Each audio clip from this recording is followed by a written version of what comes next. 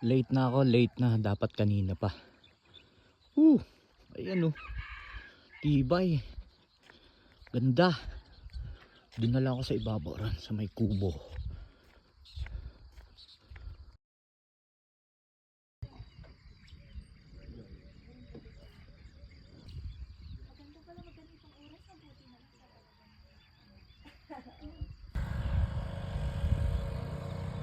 Ayan oh, ganyan siya katarik. Ganyan siya katarik. Yan mga kalups. Hindi sumikat ng maayos ang araw. Tatagalan tayo dito pag ano. Moving na rin ako.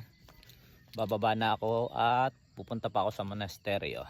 7 AM daw ang bukas. Pero medyo malayo-layo at medyo matarik-tarik naman ang aking babaybayin. O ayan o. Tapos ako tinatawag ng computer room. Kaya ako ay pupunta muna. Ang ganda ng ano, kala mo bulkang Mayon yung ano, yung Mount Arayat. Lamig kanina, ang agap ko nagising, 3 AM gising na ako. Kaya ako nakaganto, malamig sa ulo. Alam niyo naman tayo, walang buhok. Kaya ano,